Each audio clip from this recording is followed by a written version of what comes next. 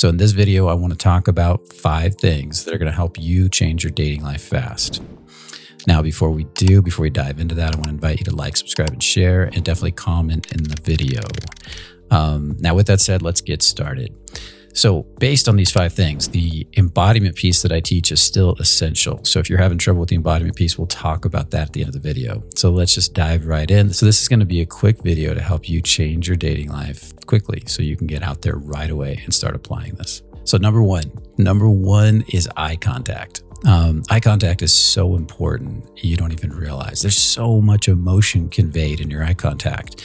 There can be turn on, love, attraction, intimacy, depth, feeling. I know personally, I can't be in a relationship unless I can really have good eye contact. In other words, I need to be able to feel the woman open up to me through her eyes from her heart. I have to be able to feel her heart. That's the embodiment piece, and open up to me on a regular basis, or I lose attraction really fast.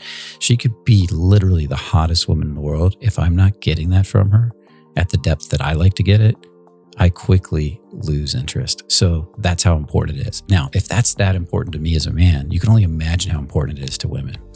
So what is the secret to really good eye contact? Well, I'm going to come from a slightly different approach than probably the average person does. A lot of people say, when you get that eye contact, just hold it and wait for her to look away first. And I don't always agree with that. Sometimes I do. It all depends on your level of comfort. You see, the more embodied you are, the more you feel your body when you have solid eye contact, the longer you can hold it, play with it, dance with it, or adjust and even look away and come back and have it work. When I am feeling my heart and I'm feeling the vulnerability and I'm comfortable in it, like that strong vulnerability where I have emotional access, where there's embarrassment and there's nervousness, the eye contact can be held for a bit. Sometimes I look down for a sec, sometimes I come back, but the look is always proactive. Hear that word, proactive, never reactive. So when I look down, there's a sense of I'm feeling into my heart, my turn on more, and then I look back. You see this a lot with the great seducers like James Dean and Paul Newman back in the day. They would do this a lot. And if you look at my old James Dean video, you can see him doing this. There's a video I did about James Dean's seduction. I think I have a meditation to go with it, link in the video. In that one, you can really see this applied.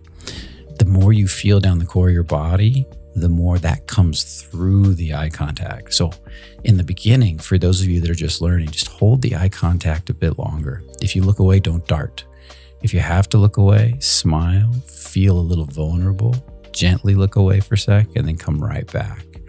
And don't, because the quick look is the submissive look. This is me submitting. This is me taking you in and feeling like the thought here is, damn, you feel good, honey. Wow, I'm enjoying this. Hey, and I'm still right here. That's the thought you use with that one. So that's how important eye contact is as you learn to feel your eye contact more and move with your eye contact, it's going to be that much more powerful. Now, to pull this off, you can't be thinking a lot. This is not a thinking game. As I'm looking at her with my eyes and taking her in, I'm getting tons of realizations. I have something called the reticular activating system, and that RAS will be giving me information like, wow, she's nervous right now, or she's getting turned on, or she wants me to come over, because she'll look down maybe and then look back at you and smile, and you'll feel all this happening in the moment. The conversation is had in the now, not in your head. So remember that. The conversation is had in the now and not in your head. That means that the realizations will come up as you stay calmer in your body. And that's where learning to meditate and calm your mind, feel your body is so important. Definitely check out my video on the full body scan to help you get more in your body to become better at this type of stuff. Matter of fact, use that video for everything I'm about to share. Number 2, learn to speak slower. Learn to use pauses. Learn to enjoy the sound of your own voice. When I say something, I want to speak from, again, the feeling in my body, the feeling in my heart, the feeling in my turn on. If I say I like you, I want to feel that, like as if I literally can feel it. Well, I can't literally feel it in the body. Or, damn, you're cute. And I feel my turn on, the nervous, like butterfly feeling that I get down in the hips and the stomach area. Or there's something about you. Or you tease her. You're such a dork. I don't think I can hang out with you. But inside, you're feeling this little turn on, this playfulness. And then you might say, you're such a dork, and turn away. But inside, you're again feeling all this emotions in your body, and she feels that come through your vocal tone. And when you speak slower, she can really feel that. If your mind is racing and you're thinking a lot again, then most likely what's happening is you're going to speak fast. You're going to eliminate pauses. You're going to try to rise above all that thought, or you're going to be carried by that thought, like kind of like tumbling in a wave. And you're going to speak really fast, get rid of pauses, and you're going to be like, hey, you're really cute. There's something about you. We should hang out. And you're not going to have time to savor what you're feeling in the moment through your voice. Now, the next part of this that I talked about was the pauses. Get comfortable with the pauses. Sometimes you just want to take her in with that eye contact I talked about, and you just pause.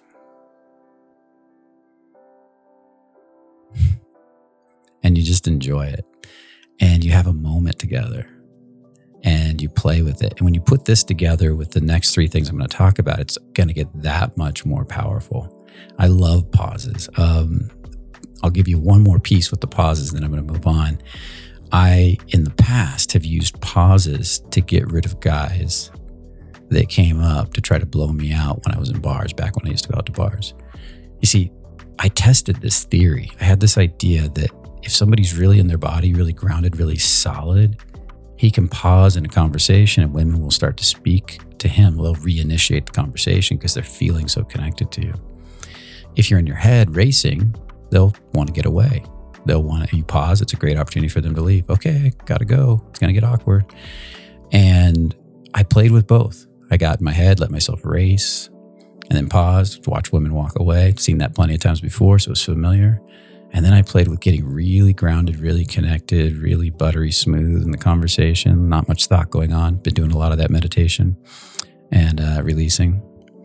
And then I would stop speaking and just sit there and kind of kick and look around, enjoy the environment, and take everything in, a little bit of my heart walks.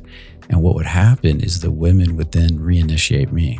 So then I tried this with a guy that was trying to bust in. It was a guy racing in his head, and he was trying to bust in on the conversation I was having with a beautiful woman. And I just stopped and I let him talk, and I grounded the space, grounded her, opened my heart, connected with her, just felt it, looked at her, and she just kind of turned to me and started talking to me and kind of blew him out. Was like, yeah, and then turned back to me and started talking. And it was fascinating because then I was able to use this multiple times again to get rid of guys, or to even sometimes interrupt guys that started talking to women after I left. Like I walked away, went and got a drink, came back, and I experimented the first time. Remember this guy was talking to this girl and he was racing, he was in his head, and it was a girl I had talked to earlier that night, and I knew she enjoyed our conversation. So I just walked up, stood there, didn't say a word, grounded her out, smiled, enjoyed her, took her in, and pretty soon she just turned to me and she put one of those cold walls up and blew him out. So that's how powerful pausing can be. So that's number 2, pausing. Number 3 is playing with tension. Learning to not just play with tension, but savor tension. And there's a lot of things you can do with this as you get more comfortable in your body. Again, if your mind is racing, the tension's not going to work. It's going to actually build in a way that probably won't work for you. It'll push the women away, because as I'm nervous inside and I start to step into tension, maybe I lean in a little too close, she'll feel that tension build and she'll want to back up or get away. But as you get more calm in the body, you start to play with tension. It's a lot more fun. So what are some of the ways I can play with tension? I can, again, hold eye contact a little too long. But in this case, let's say I want to amp it up. Maybe I lean in just a little too close and then feel down in my body, come back, and I play with it. I savor it. I'll tell a story on that in a moment. So the story is really good. And, or maybe I'll bump into her a little too much. We're going to get into the touch. That'll be another one we're going to talk about. Or maybe I just lean in and whisper something in her ear. Like it's a little too loud and I'm going to get a little too close, whisper something in her ear, but I'm going to pause and savor it and play with the tension of that as a way to build the tension. As I feel my body, the core of my body, what I call the center pillar right here, get a little too close to hers. And I savor that too. Pause, hold it a little too long, back out. Maybe I say something that has a little extra tension in it. Damn, your eyes look really good tonight. And just kind of play with the pause and the tone. If X, then Y. If it wasn't for all these people right here, I'd be kissing you right now. Something like that. So tension, there's a myriad of ways to play with tension. And you could sit at a bar and use this as a great exercise and watch the guys that are good with women. How do they play with tension? Do they use banter lines, cocky, funny? Do they lean in too close? Do they push her away? Do they lean in too close, then push her away? Do they reject and pull away really fast and then come back, give her something to chase? This is all creating tension. It's like a good movie scene. So one of the ways I recommend you get good with tension is learning to go out and watch it in the world. Watch the eye contact, watch the men that are doing it. Use all the different forms of sense, all the senses, the 5 senses to play with tension. From eye contact to touch, you got proximity, leaning in too close, you got breath in a sense, to smells. They could grab a smell of flower together, because anytime you're making her feel good and you're leading her into tension, the better it's going to be. I've got lots of videos on tension, so definitely check those out.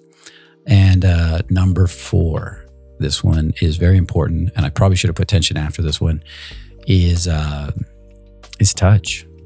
Is you got to touch more. That was the first thing when I was learning back in the early days of doing this, is we were constantly encouraged to touch more. Matter of fact, one of the challenges we had in a bar was, can you get a handhold in 3 seconds or less? Can you walk up, bump into a woman, give her really good eye contact, smile, look down, blush, look at her, reach in and slide down, grab her hand for a second, just squeeze her hand, see if she squeezes back, and then let it go. And that was always a fun game. And I was shocked the first time it worked. Matter of fact, it worked a lot. I'd bump in, crowd, people drinking, grab her hand. And oftentimes when she squeezes back, it's an unconscious form of, this guy's interesting, I like you. It's kind of like a little validation hit. Sometimes she's looking away, but then she squeezes your hand and you can feel that she's still into you, that she likes you, even though she's playing a little coy.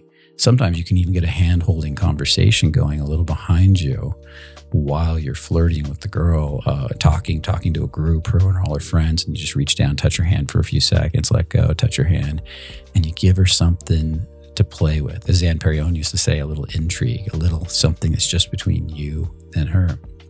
So to me, touch is very, very important. And playing with touch is huge for playing with tension and stepping into tension. Other ways I've played with touch. Let me see your hand. Oh, that's a beautiful ring. Check it out. Or I remember one woman, her necklace was crooked, so I reached up and grabbed her necklace, and I just pulled this little strap on her top, moved it over, slid the necklace over, and put it back against her chest. And she was like, I could see it right there. Her eyes dilated, and she was instantly attracted to me. I ended up dating her for a while. Sometimes I want to demonstrate stuff. I remember a friend used to say, look, I want to show you something about the hand. And this is kind of a routine, but it's kind of fun too. So if you're having fun with it, that's all that matters. You just got to be out of your head. And he said, I just want to show you, like, look at the body, look at this side, look at this side. Notice how much more sensitive this side is. That's because this is the feminine part of your body. This is the masculine. Do you ever think about that? How we have vulnerable parts and protective parts to even our own body. And then he's touching her and he's saying, which do you like better? Do you like this? And this was a friend of mine that used to seduce women really fast by doing that. So any reason you've got to touch, the women know what's going on. Don't think you're tricking them. They know you're just inventing a reason to move things forward. And if they want it to move forward, they'll move it forward. If they don't, they won't. Just assume that. Assume women expect you to take the risk to make your move, and they want to see if you got the balls to do it. And again, you could lean in too close and whisper something in her ear and just brush cheeks. You could put your hand on the small of her back when she's moving through a door. And the one that I always did early on was whenever I made a statement, like you're a dork, you're a goofball, I would reach out and touch right with that statement. Practice that with your friends. That if you time a statement, you're such a dork, and you touch her, or you time a statement, oh my God, you're such a goofball, and touch her hand. That is how we naturally do it in real life. That's kind of timing and rhythm. And what you'll notice is if you do that with certain women that like you, they'll start touching you back. And that's a sign to move forward.